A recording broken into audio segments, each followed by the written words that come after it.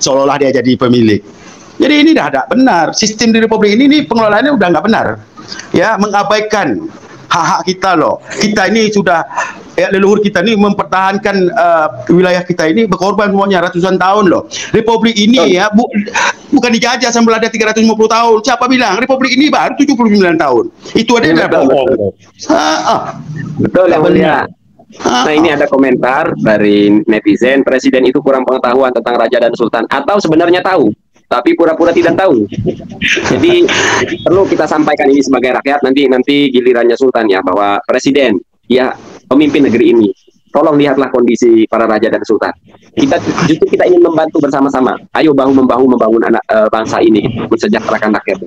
Jadi saya kira Kang Wahyudi, presiden bukan kurang pengetahuan, justru karena tahu, dan presiden mungkin lebih memilih donatur, investor ketimbang mensejahterakan rakyatnya. Nah, ngomong-ngomong investor, kita sebagai rakyat kecil aja sudah mendengar istilah 9 naga ini, yang mulia. Nah, kira-kira apa tanggapan yang mulia tentang 9 naga ini? Silakan yang mulia. Ya, kita ya 9 naga itu kan orang asing itu. Ya, orang asing di mana ya perekonomian dia aja itu dia dapat duit banyak itu dari haknya para raja sultan senusantara. Kenapa saya bilang raja dan sultan ini bukanlah orang yang miskin ya, karena menggabungkan pendidikan sebuah negara ini butuh modal besar, termasuklah kita yang nyumbang besar nih, sumbangan pakai ribu triliun itu dulu kan tentu ya, apalagi Kesultanan Siak ya, itu Ratu Belanda aja, Ratu Belanda Wilhelmina jatuh cinta sama kita punya datuk. Artinya ya mana mau yang namanya Kesultanan Siak ini kalau bukan kesultanan berdaulat, kesultanan kaya. Wilhelmina itu sebuah ratu yang cantik, wilayah apanya besar, jatuh cinta sama kita punya datuk kita, nyang kita ya. Jadi di sini kesultanan kita ini kaya, belum apa-apa duit pemerintah ini. Ya, karena kita ini udah berdirinya udah ratusan tahun. Kita Republik ini baru berapa tahun aja, udah mau apa pula. Jadi yang mulia ini melihat pemerintahan kita, melihat pengelola yang disebut presiden dan jajarannya ini, kami melihatnya mereka ini lebih memuliakan, lebih memanjakan oligarki ya yang mulia, para raja sultannya yang pemilik wilayah itu ya. Tapi sebenarnya tadi sudah disinggung di bagian awal, ini kejahatan kemanusiaan ini. Saya kira itu kalimat yang pas buat pengelola negara ini sebenarnya. Yang mulia. Benar. Ya, jadi bayangkan 9 naga itu nggak ada apa-apanya. Justru dia mengambil hak kita tadi ini, bekerja sama oknum pemerintah, ya. Uang yang dikelola dia tadi ini uang kita loh, dengan diambil dengan cara tak benar, ilegal. Nah, jadi lucu kan, kenapa dia mesti bekerja sama ya dengan mencuri, dengan pencuri ya, artinya udah ke suatu kejahatan ikut serta itu. Sementara pemiliknya ada justru diabaikan. Bekerja sama dengan pemilik, baru itu legal, nggak ilegal. Betul. Dan justru kita sebagai rakyat yang mulia kadang sering lucu ya melihat mereka teriak-teriak NKRI, jangan lupakan sejarah. Lah, wong pemerintahnya aja melupakan sejarah. Sejarahnya apa? Sejarah bahwa terbentuknya negara ini adalah restu dan ridho para raja dan sultan. Wong buktinya raja dan sultannya diabaikan. Nah, ada pertanyaan yang mulia dari Gus Rohim ini. Apakah tanggapan yang mulia Sultan terkait fenomena banyaknya bermunculan raja dan sultan yang sering menggelar acara seremonial, adat dan tradisi? Pertanyaannya, kenapa raja kok sibuk di budaya gitu? Silakan. Ya. Jadi seorang raja dan sultan itu ya di Republik ini itu hanyalah melestarikan adat budaya. Ya, nggak boleh berkuasa.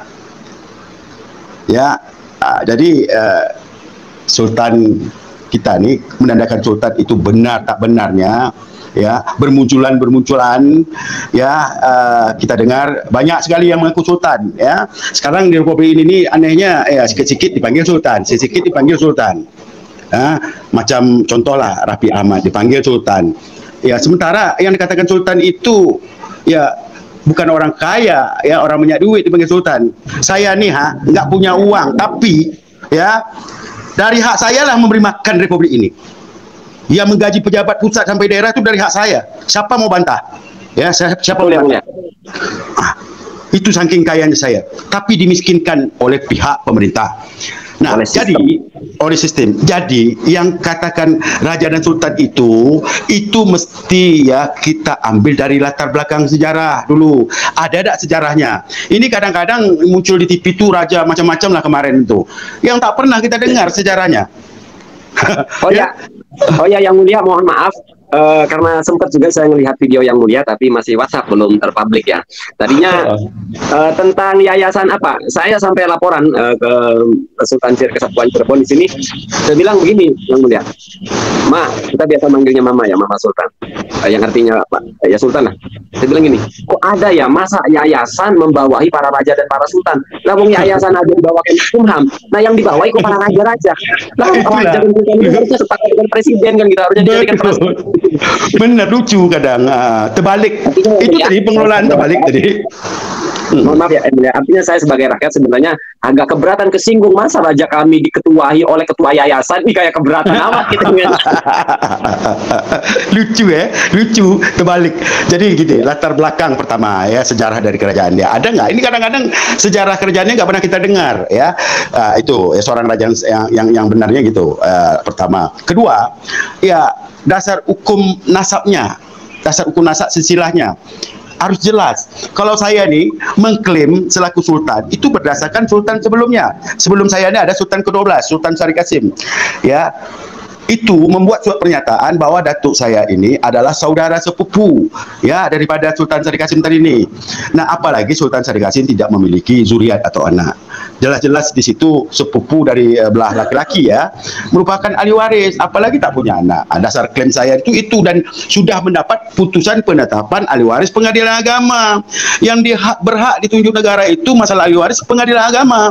Ini kadang orang lucu dukungan. Ya, kalau dukungan itu dibuat alat bukti dibuat sekarang, kita ada duit boleh bikin itu ya. Betul. Boleh bikin, bukan dukungan. Jadi seorang sultan itu ya, yang paling penting dia mendapatkan kuasa dari ahli waris yang diputuskan oleh pengadilan itu, bukan dukungan. Kita bukan nak jadi bupati atau gubernur atau dewan butuh dukungan. Yang kita butuh kuasa dari para ahli waris. Ini kan hak perdata yang saya perjuangkan. Betul Yang Mulia. Oke, Yang Mulia izin menjawab netizen karena saya ngopi sedikit dulu ya. Saya ngopi dulu. Iya, ngopi. Ngerokok juga monggo Yang Mulia. Nah, izin menjawab dulu nih Yang Mulia dari netizen karena pertanyaan begini saya kira saya cukup menjawab. Nah, ini kalau ada ditambahin dari Yang Mulia Sultan. Dari Al-Fakir nih santri saya tahu. Apakah jika kembali sistem pemerintahan menjadi sistem kerajaan akan sejahtera masyarakat? Oke, sebenarnya ini baru nongol kayaknya ya. Jadi kita tidak perlu merubah sistem yang sudah ada, tidak. Kita ini hanya menuntut harmonisasi dan komunikasi antara pemerintah dengan para raja dan sultan. Contoh kecilnya Al-Fakir, kalau pertanyaannya seperti itu saya balik tanya. Pertanyaan Anda, apakah anggota dewan, apakah Anda, keluarga Anda, masyarakat Anda selama ini, sejak berdirinya bangsa ini, apakah merasa pernah terwakilkan oleh orang yang bernama DPR? Pernahkah Anda merasa terwakilkan? Kenapa tidak terwakilkan? Karena tadi DPR untuk menjadi DPR harus butuh pemodal. Tanpa pemodal pun ketika punya modal sendiri DPR akan memikirkan bagaimana biaya mencapai kursi DPR itu kembali. Selama ini apakah ada suara rakyat yang merasa terwakilkan oleh kursi DPR? Tidak pernah. Sekarang kita balikan. Bagaimana kalau sultan dan para raja difungsikan? Tadi contohnya sungai teraliri limbah. Minimal kalau kita punya sultan kita bisa minta tolong ke sultan. Sultanlah yang menunjuk perusahaan itu. Woi, jaga limbah. Oh, mohon maaf Yang Mulia Raja, limbah harus dialirkan. Oke, mana kompensasinya untuk masyarakat? Kalau limbahnya berbahaya, merusak pertanian, maka apa ganti rugimu kepada para petani? Nah, Raja bisa memberikan teguran kepada perusahaan-perusahaan yang arogan. Jadi sekali lagi, ini tidak dalam konteks ingin merubah ideologi Pancasila, tidak. Al-Fakir Anda santri, saya cukup menjawab Anda dengan sebuah kaidah. Al-muhafadzatu, saya ulang, alal qadimis shalih wal akhdhu bil jadidil aslah. Mundur ke belakang, saya ulangi lagi. Awalnya kerajaan dan kesultanan, lalu bergabung. Sistem kerajaan dan kesultanan di negara kita ini sudah tepat. Lalu kemudian berganti, ditambahi lagi sistem demokrasi, bergabung. Nah, bergabungnya para raja dan sultan, kesultanan dan kerajaan itu bisa disebut wal akhdu bil jadidil aslah. Tapi masa akhdu bil jadidil aslah mengabaikan al-qadimi sholeh? Ini cacat nalar. Anda santri berpikirlah secara dunia. Ini ketidakadilan yang sejahtera hanya para koruptor. Pernahkah Anda merasa terwakilkan? Kami bangsa Banten.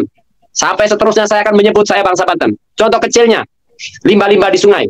Bisakah anggota dewan menghentikan limbah? Tidak mampu. Karena bosnya para dewan-dewan itu ya perusahaan-perusahaan itu. Ya, udah paham ya? dibayar mereka. Mohon maaf yang mulia, saya kalau mau jawab ngegas terus yang mulia. jadi begini, banyak orang salah pengertian ya. Kita ni menegur pemerintah itu karena dia salah ya, salah jalan, salah kelola ya. Dan punya hak, dan punya hak menegur sebagai orang tua. Memang betul hak saya sebagai orang tua yang melahirkan Republik ini. Jadi kalau anak itu salah, kalau kita biarkan, justru kita yang salah. Jadi selaku orang tua wajib ya saya menegur anak ini. Masa ya saya muncul saya minta pengakuan anak ya atau kepada cucu, kan nggak benar ini. Kita ni orang tua yang melahirkan Republik ini, nggak benar ditegur, jangan jadi anak durhaka, kan begitu? Halo? Oke, ada pertanyaan dari Orek Animasi. Kang, apakah bisa dibentuk forum musyawarah raja dan sultan se-Indonesia ini untuk membahas kesewenang-wenangan sistem yang berjalan di Republik ini? Pertanyaan bagus. Jawabannya dulu ada dan lalu disingkirkan. Betul, inilah ya, rencana saya yang mau saya bentuk ya. Saya akan adakan di Siak ya, mau adakan musyawarah raya atau musyawarah akbar dari para raja dan sultan ini untuk memikirkan atau penyelamatan bagi Republik ini. Negara kita ini, maaf ya kalau saya memandang ya Mas, kalau saya memandang Republik kita ini ibarat sebuah kapal besar lah. Di dalamnya ada berapa provinsi kita sekarang nih? 36. Termasuklah kita nih. Nah, provinsi kapal induk tadi ini namanya NKRI ini sudah menabrak sebuah karang kandas, tembok, tahu tembok bocor, kalau Melayu bilang kan tembok bocor. Udah mengalami apa nih? Proses apa ya? Tenggelam nih. Kita udah mengalami proses tenggelam. Jadi apa yang perlu kita lakukan sekarang ini? Kalau Mas jadi saya, kira-kira apa yang perlu kita lakukan? Betul. Ya, dengan komunikasi tentunya yang mulia ya.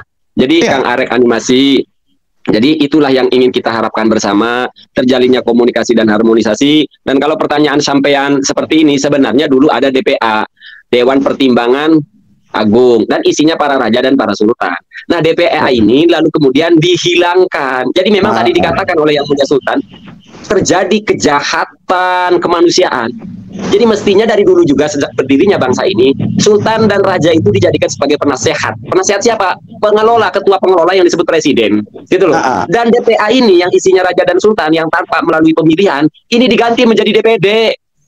Dewan Perwakilan Daerah itu mestinya kan seorang raja dan sultan.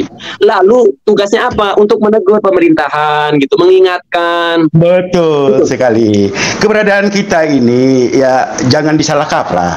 Wajar kami melahirkan namanya NKRI ini ya. Kalau nakal NKRI ini nakal ya bahasa apanya? Wajib kami menegur, mengasih arahan. Kamu ini jangan begini nak, kamu ini jangan begini nak. Justru kalau kami diam, jadi kami justru jadi orang tua yang nggak benar ini. Begitu pandangan saya. Jadi wajar kalau saya pada malam ini ya menyampaikan unek-unek. Kenapa Republik ini kami orang tua dimasuk ke kurungan sekarang nih, dikurung. Jadi halo. Mohon maaf Yang Mulia, saya kira apa yang disampaikan Yang Mulia dan para sultan yang lainnya itu bukan unek-unek raja saja, tapi unek-unek rakyat. Karena rakyat pun merasakan ketidakadilan. Bahkan sekarang Yang Mulia di Banten sudah tidak ada sultan resmi yang diakui negara. Maka teriakan saya sebagai bangsa Banten, saya sekarang menuntut kepada para entus dan tubagus untuk menunjuk sultan yang resmi yang diakui negara. Karena itu sebenarnya yang sultan sampaikan itu unek-unek kami gitu loh. Kami butuh sultan gitu. Antara sultan dengan rakyat ini udah sehati.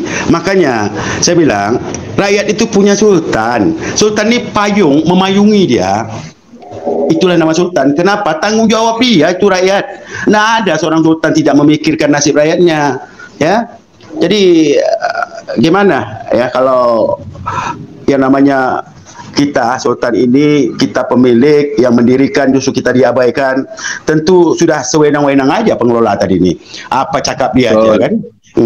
Nah, karena gini, karena Yang mulia, yang kita rasakan itu seperti tadi beberapa komentar itu ya yang sok tahu itu seperti kayak ada netizen nyalai menyarankan agar nyalon gubernur. Begini kawan-kawan, tolong pakai hati, pakai pikiran. Sultan itu sudah pemimpin. Lah kok disuruh jadi kontestan pemilihan sebelum kontestan mengarahkan jadi gubernur, kok sultannya dibikin belangsak dan miskin. Bagaimana bisa mengikuti kontestan pemilihan gubernur? Dan kalau sultan jadi gubernur namanya turun pangkat. Mohon maaf, saya sebagai bangsa, benar sekali, betul sekali kata. Tidak ridho kalau sultan kami dijadikan seperti gubernur. Iya, di bawah presiden ya. Agar sultan kami posisikan di posisi yang sebagaimana mestinya, dijadikan penasehat. Malah benar sekarang sekali. Yang dijadikan penasehat presiden cuma kiai yang membela presiden. Selama ini kita dicekoki PBNU, NU menjaga NKRI. Kalian boleh sebut itu. Saya katakan dari sisi yang berbeda, PBNU cuma pengawal kekuasaannya Jokowi. NKRI mana? Boleh Anda katakan PBNU menjaga NKRI. Saya membahasakan dari sisi yang lain. PBNU penjaga kekuasaannya rezim. Ingat dulu zamannya Soeharto. Zamannya Soeharto, NU itu dikebiri tokoh-tokoh NU itu. Yang sekarang dialami oleh seluruh para raja dan sultan adalah apa yang dialami oleh kiai-kiai NU dulu ketika masanya Soeharto. Kalian dulu teriak-teriak membela hak kiai kalian. Lebih-lebih para sultan yang memiliki hak atas tanah-tanah ini. Kalian. Nah, dengan PBNU saja pemerintahan kita bisa berharmonisasi, memberikan kewenangan yang begitu luar biasa. Lalu bagaimana pemerintahan kita bisa melupakan raja dan sultan? Lebih-lebih raja dan sultan harus menerima haknya. Saya tidak iri pemerintah memberikan hak kewenangan yang luar biasa kepada PBNU. Itu suatu tindakan yang bagus. Maka harusnya lebih-lebihlah pemerintah memikirkan raja